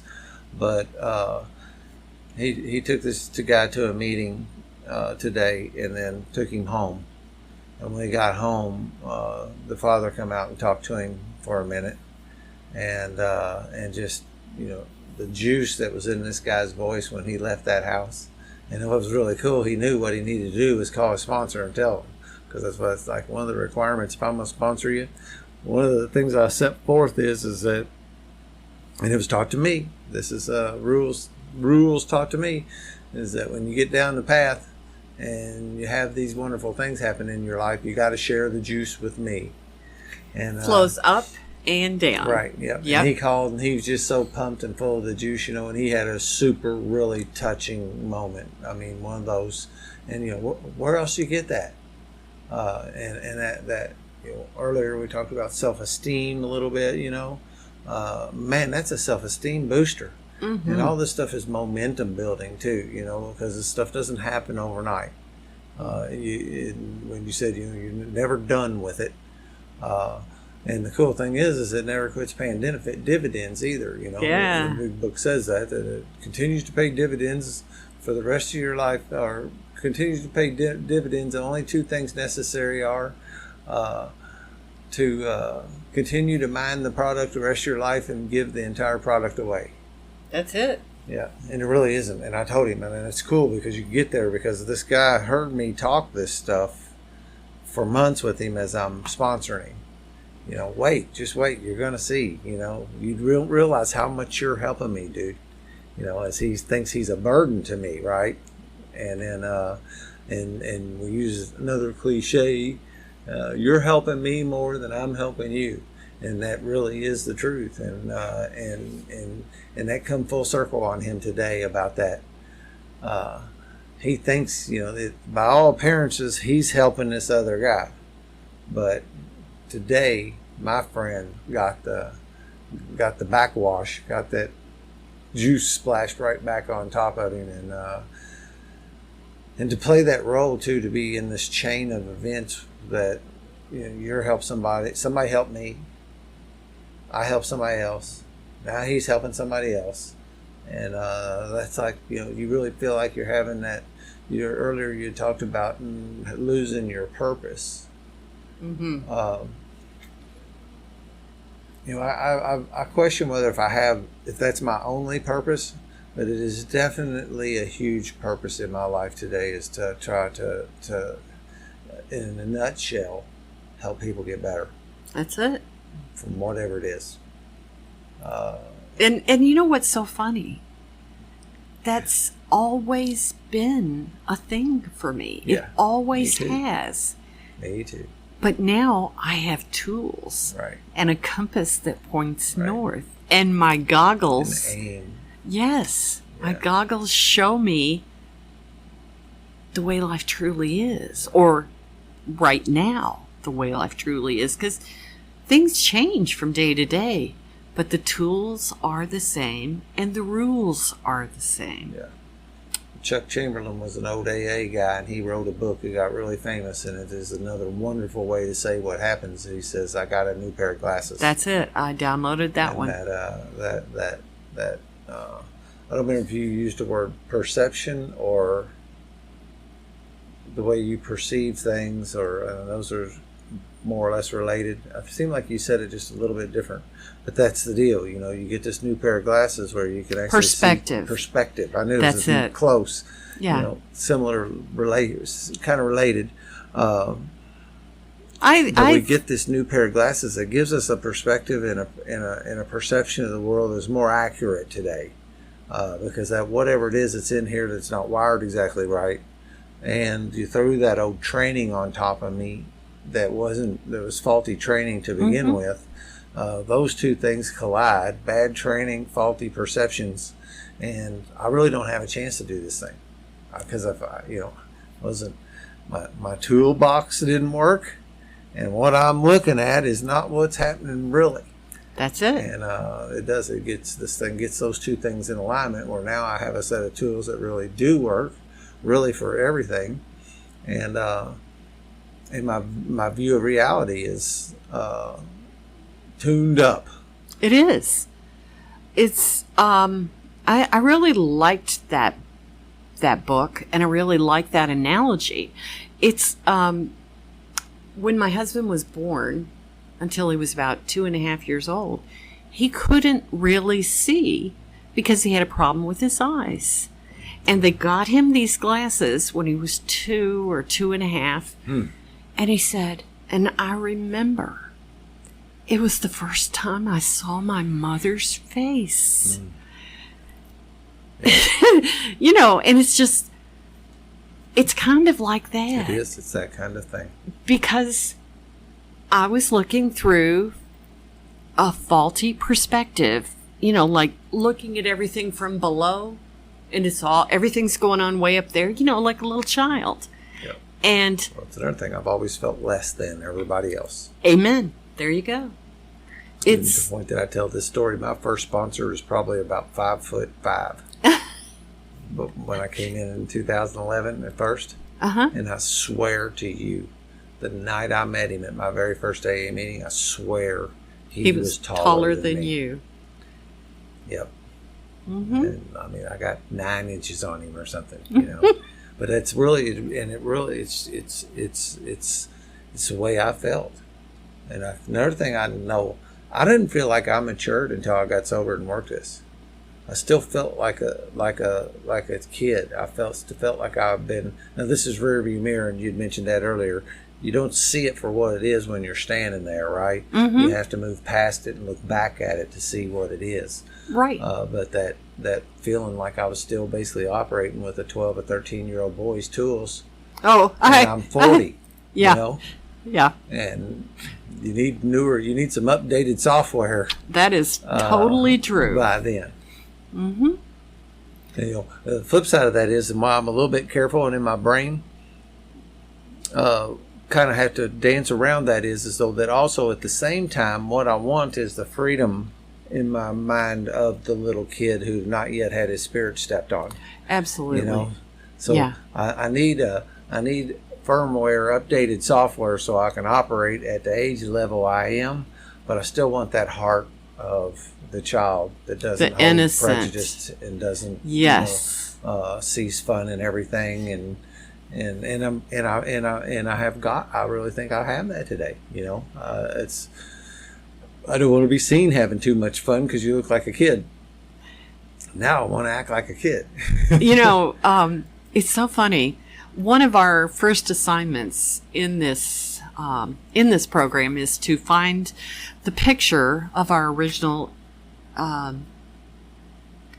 self before everything hit the ground, and I pulled out a first grade picture of me in my little navy blue sweater with the white blouse, and my hair was bright red curls, and from here up, but it really, because you have to put on that fake face to smile for school pictures, and so I really had a hard time finding that.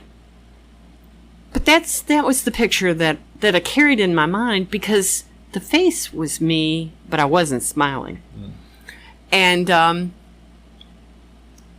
a year and a half ago, pandemic hit this area, and I hadn't seen my grandson in a year and a half. So in May of this year, we drove to Philly, and there he was. And he is the essence of happy, joyous, and free. Yeah. I mean, throughout my life, I kind of felt like maybe my children were raised by wolves, but yet they're really great kids. They're really great people. And my son is doing such a good job with his son. How cool. Yeah. And he is happy, joyous, and free. And just listening to him run through the house with this oh my God, it was the biggest juice. It was really a moment that was like, oh, that's what it is. Yep.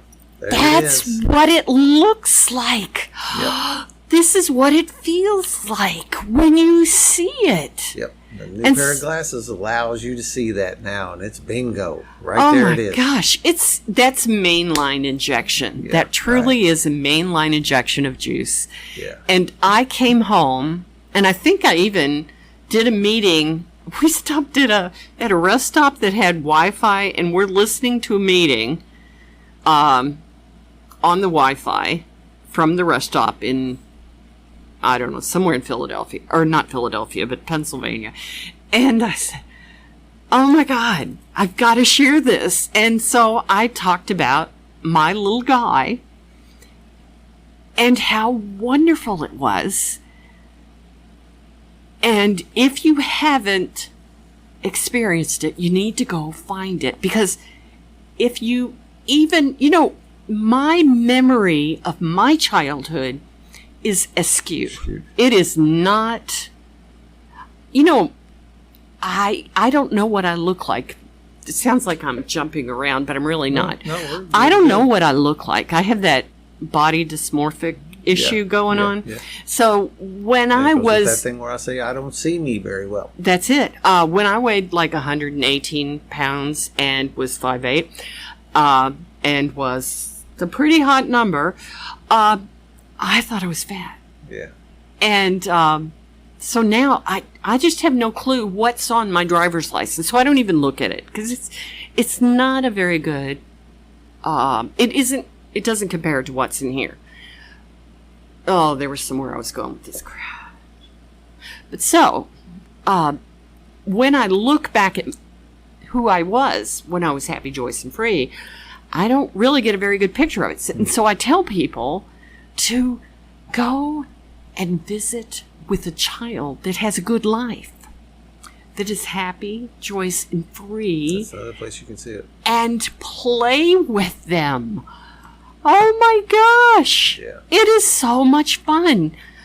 Throwing rocks. He was throwing rocks at me. Now, that was a bit of a problem. Yeah, but that's part of that free, though. That is part of that. Yeah. Yeah.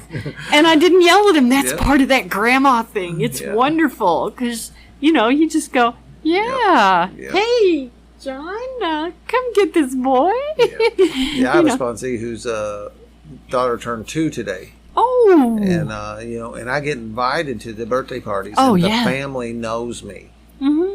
And he has a 4-year-old son and a 2-year-old daughter. And there's other cousins around, too.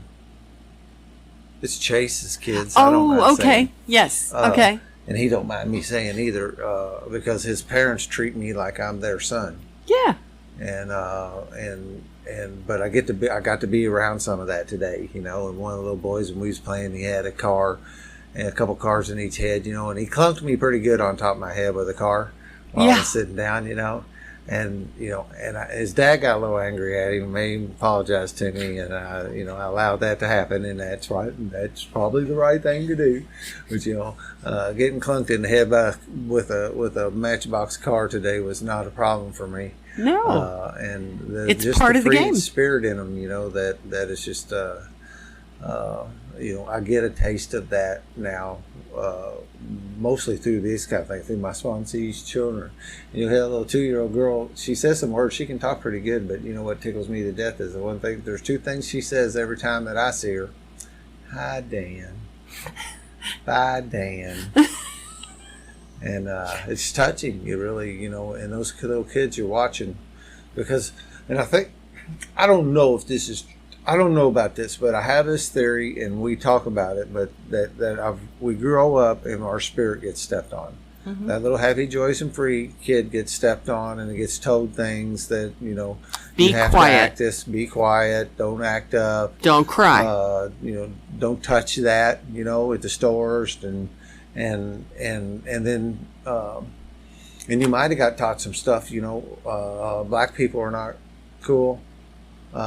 Be careful about these kind of people, so start forming up opinions where that was taught that.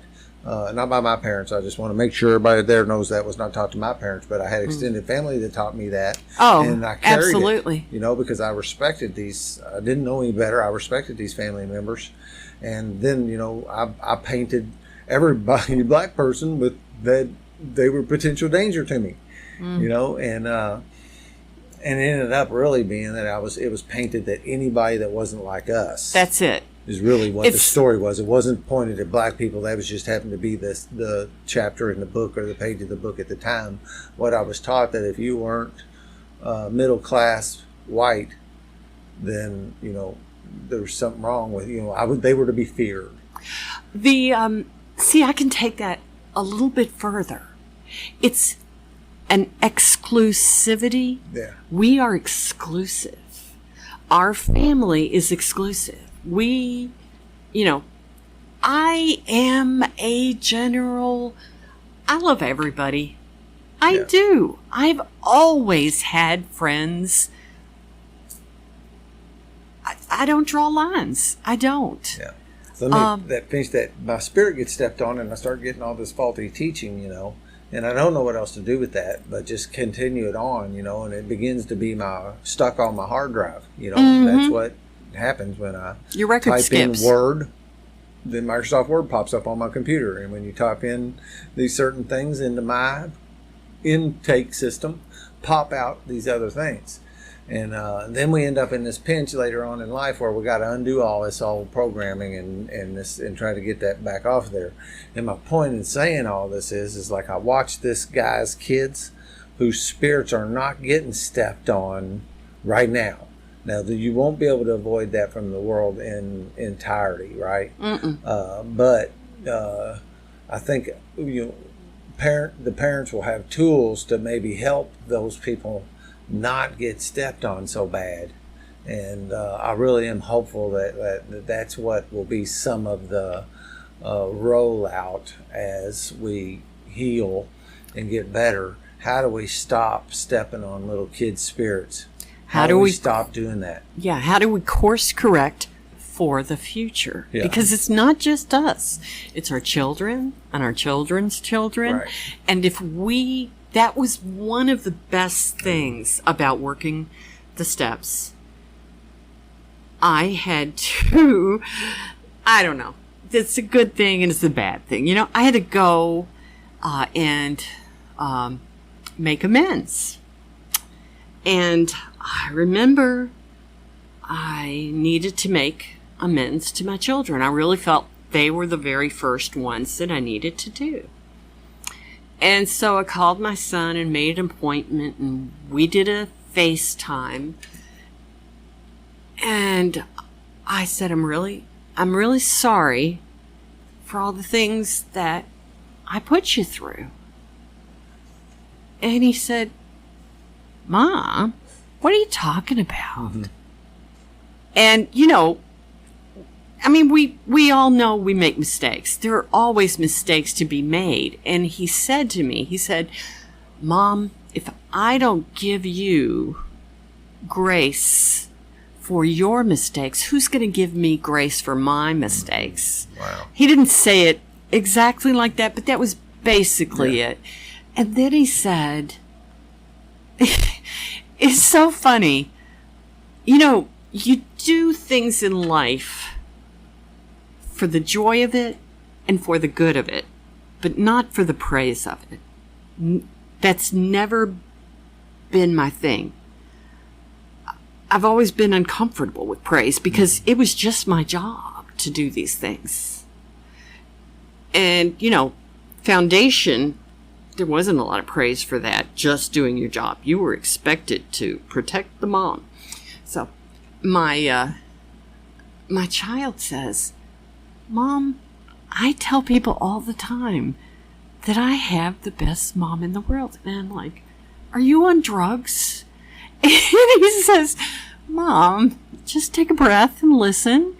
He said, I tell them that day that we had that wreck and you lost your ability to work and you had a brain injury and all those other things that happened after that you were volunteering for this organization to help kids learn how to read and help all of these little kids with ADD and adults with ADD, or what we called dyslexia back then, 36 years ago, to be able to function in the world that we live in. And he said, and that, you know, you raised money and you did all these things, and he just had praise, and I was not prepared for that. I was not. Perspective and perception again. There you go. Yes, absolutely. Yeah, because my perception is not the correct perspective. You are absolutely spot on there. And that's, you know, from a standpoint of this thing we do called amends, you know, the outcome of an amend is never known, right? Right. You know, because that day, it sounds like you got taken off the hook. You were there to make amends to him, and you're actually the one that got unhooked off the latch. And maybe got more freedom yourself than the person who was receiving the amends.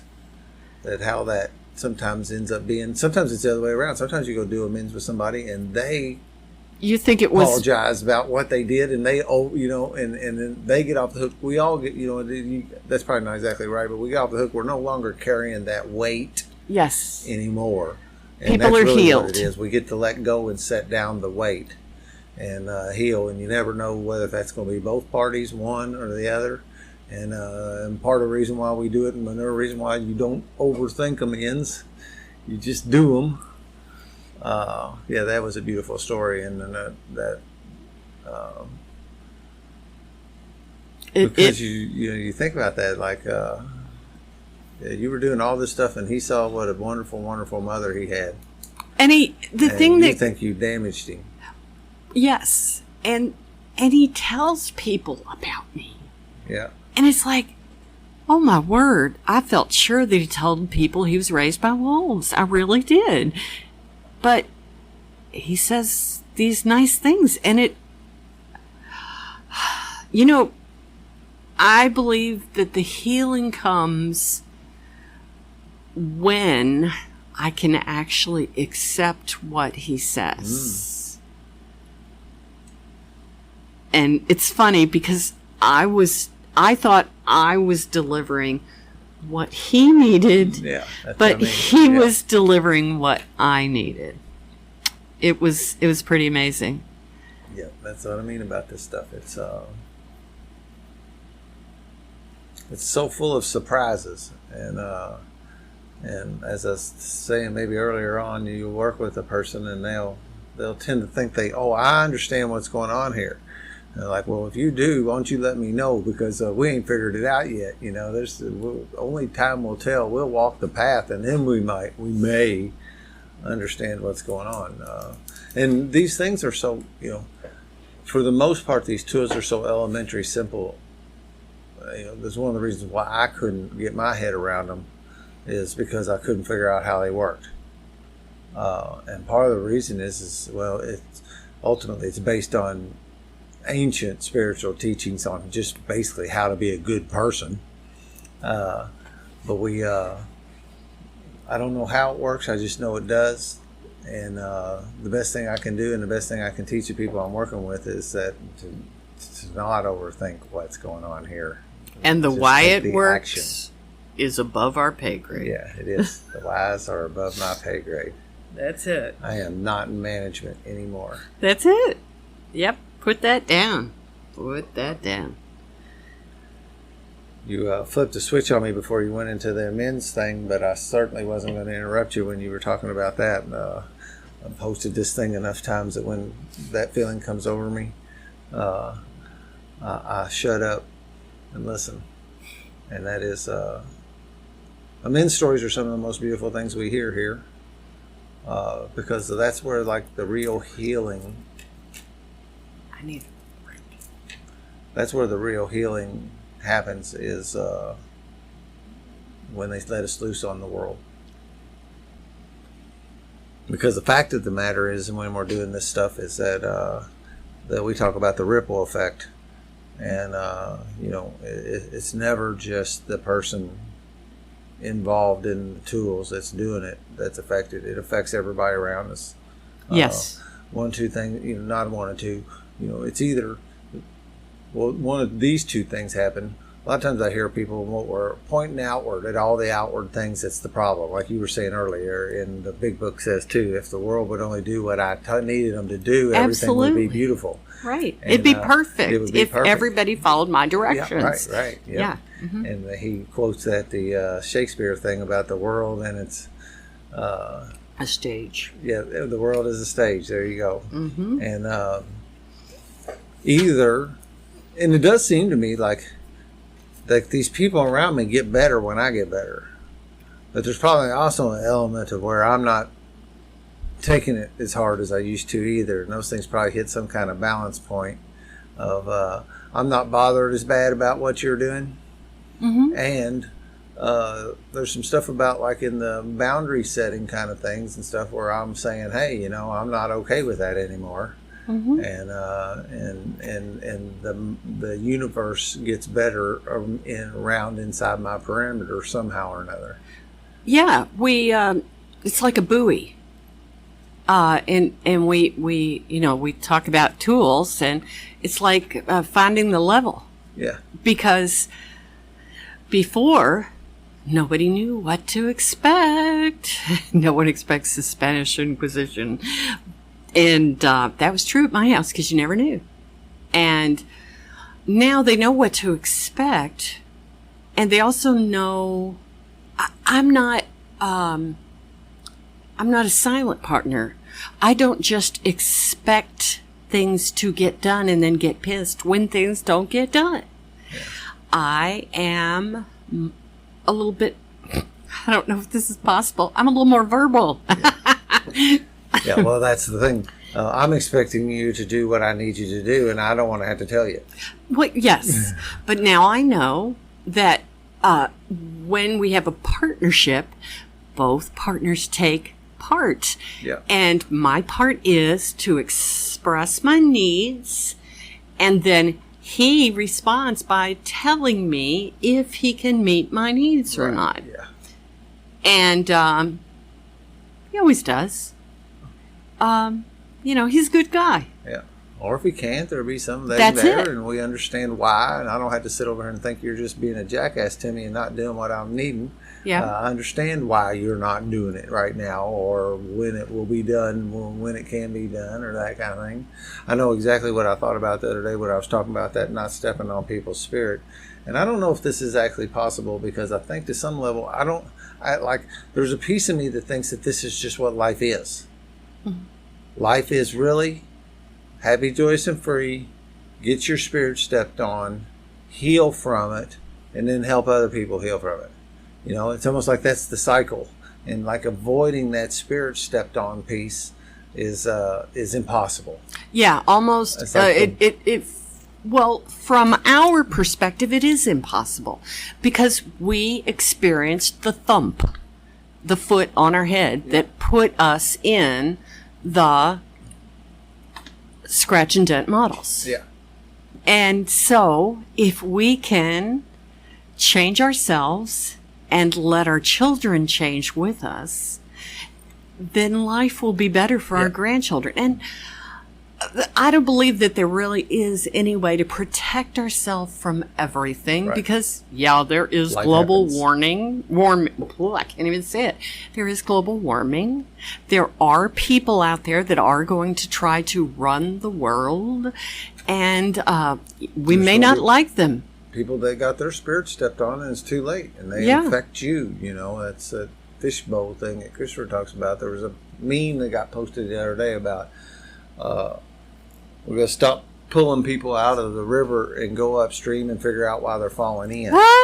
That's and really I really good. like it, but I also reject a little bit of it because I think that there is going to be some spirit stepped on stuff that we just cannot entirely avoid. I think it goes with the Buddhist theory that life is suffering. There's going to be some things you have to recover from in life.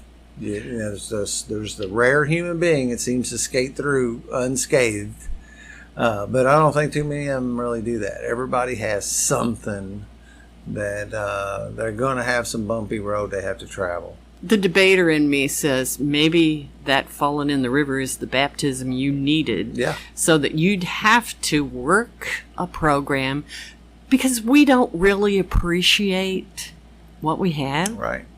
Yeah. Yep. And then we find out, oh my gosh, it can be so much different. Yeah. The whole deal. You can't appreciate the light without the dark. That is true. And those things. And I'm not going to make any changes in my life without some pain being inflicted upon me. I have to have enough pain in order to make the decision to motivate you. Change. Pain is the great motivator. Mm-hmm.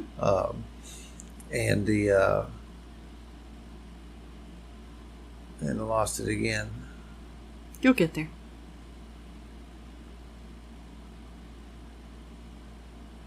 I lost it. That's all right. But the same general thing there that we have to. Impetus. We have to have this stuff. This is just the way life goes, and you walk through this stuff, and the problem is, there is the poor souls who never get to the healing. Mm-hmm. They either die or they stay sons of bitches all their lives, grumpy and discontent. Yep. And that's a tough, well, we know these tools will work, but if you don't, another one of them, this isn't a program for people who need it. It's a program for people who want it. That is totally true. That's my little joke at home. I can lead you to water, but I can't hold your head under it until you suck it in. Yeah. You know? Yeah, there's no force feeding this. That is it. You must be a willing participant.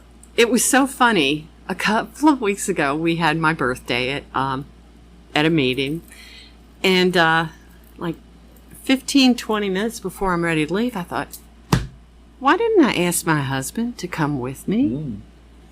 And I thought, oh, crap, that's not very considerate. Why didn't you do that? And so next year it's going to be written in the calendar so I don't forget. Yeah. But so a new meeting started in our area out in Middletown at the Middletown Baptist on 2 o'clock on Sunday. And the first live meeting was last Sunday. And so I said, I gave him enough warning, gave him 24 hours. You get 24-hour notice to get Mr. E to do anything. And you have to, because, it's pulleys and, yeah. I need that in my life. I don't know if it's a human thing or a male thing, but I need warning. That's it. And so he came and I said, what'd you think? And he said, I can see how there'd be a real benefit from attending something like this. And I said, oh, really? And he said, yeah, it's made a big difference for you. And so I don't need.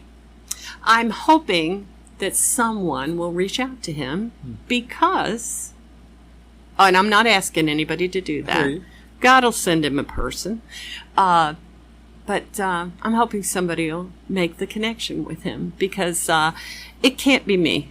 Yep. I led him to the church and, he went and he did the whole deal, but he never really drank the Kool-Aid. Yeah. So, Yeah, he admitted to listening in the background while we're doing our Zoom meetings and whatnot. Yeah. So, yep.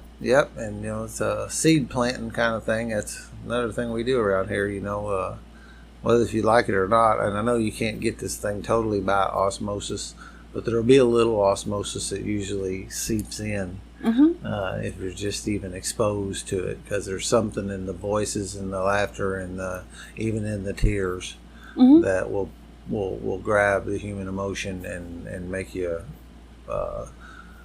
pull your interest in that direction for sure. That's it. It's given me a great appreciation this year, and I think the thing that if I were is gratitude. I started with gratitude. Yeah. And this year I went to my very first TSSR retreat, and everybody picked something that they needed to work on. And I decided I have this little string, it's yarn, tied around my wrist 3 times. I've probably already talked way too much about it, but it has been on my arm for about 3 months now. And yes, it gets a shower every time I do. It's not been off. And it is there to remind me to find the gratitude in everything. Yeah. So when the guy runs the red light and I have to dodge into the ditch to avoid him, I get to be grateful that there wasn't water or rocks in the ditch. And I get to find the gratitude in all the things. And I think it's done its work. But I don't know when I get to take it off. Yes. I'll be told. It's above my pay grade, so. Yep, that's definitely another one of the tools that teaches us here, because we have this thing. Many of us have this thing called negative bias, and instead I look at all the negativity about what's going on rather than try to. And that's a mindset thing too. If you live in a world of gratitude, your life is going to be a lot more pleasant, serene. If you live in a life of condemnation and negativity, that's what's going to be your general being. That's how you're going to operate, and you're going to find yourself alone a lot. Yeah, when all through my life, I've always been a news person. Got to know what's going on. I've got to know everything, and it's kind of embarrassing to be a little bit intellectual, but admit that I don't watch the news. And in fact, my love, the man of my dreams, will pop in and go, "Oh my," and I'll go, "Pardon me."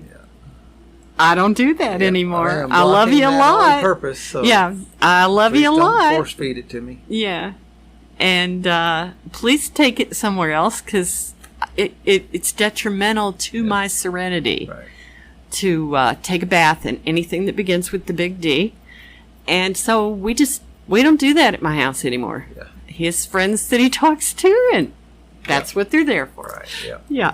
Absolutely. So, mm-hmm. Well, do you have any concluding thoughts? Anything? Sometimes somebody gives a message to somebody who maybe is wondering if they could use this thing or not, or sometimes they give thanks to somebody in particular, or no real rhyme or reason. I just always like to hear a concluding thought. I have to have gratitude. I have gratitude for the people, for you. You gave me the token. For Stelios, who told me, who planted the seed to get me to the first meeting. I have to be so grateful that Christopher wrote the book and helped make it. This isn't a program about AA. Nope. This is a program about all of it. No matter what your thing is, you're going to find it in here. It's life. It is. Sometimes life sucks. And here are some answers, and here are some tools. And if you work with them, your life can get better. And what could be better than that? Just a better life. And I'm really grateful for Eddie. Yeah. Because he's stayed with me, and I've talked to him just about every night for the last 2 years. You build a relationship with that person, Absolutely. It's worth its weight in gold. Yeah, it was so funny. Yeah, he just, he's like, okay, now, this is a relationship. It has nothing to do with family, so keep that over there, and this is all business, and we're going to work this. And now, Barry loves Eddie. Kate loves Eddie. Eddie loves everybody. Everybody's accepting, and it's all good. It's all really, really good. And so maybe if your life doesn't have enough gratitude, or maybe if there's just too much crap in your garbage can and you need help emptying it, this might be a great place to try it out. TSSR. Yeah. I say, do you have any room for any more, or do you have any room for some better in your life? Is there room for that in your life? Mm-hmm. And I think everybody acts, if they're honest, they have to answer yes, there's room for that. Stelios is famous from my retreat. As we were walking one day, he came to it, and we were walking down the path, and we were in the boonies. I mean, guys that are come down there are not necessarily used to being that far out in the middle of nowhere. Mm-hmm. And we're all walking down this path that who knows where it leads except for me. And Stelios said, "Hold on a minute. Is this the part where you sacrifice the foreigner?" In his deep Greek voice. Yes. And those words have echoed ever since that time. Everybody started laughing, and it was I wish I could do his accent, but it's nearly impossible. And It's always so deep. Yeah. He has a beautiful Yeah. voice. I actually initially thought that maybe I would have voiceover for this, introducing the podcast, and that was the voice I wanted. I even talked to him a couple times about, hey man, could I write some lines and have you read them so that I could tape them and use them? Welcome to the Spiritual Underground Podcast, kind of something like that. He's a great guy. Yeah. So, if you listen to the podcast, you know I close with two things. And now I'll start with three because I say this every time too. The reason I do that is because when things are working, I keep doing them. And when things stop working, I stop. And this is still working. So I'll keep doing it. If you're not having a blast in your recovery, it's your own damn fault. And thank everyone for allowing Evelyn and I to participate in our recoveries in this manner tonight. Peace out.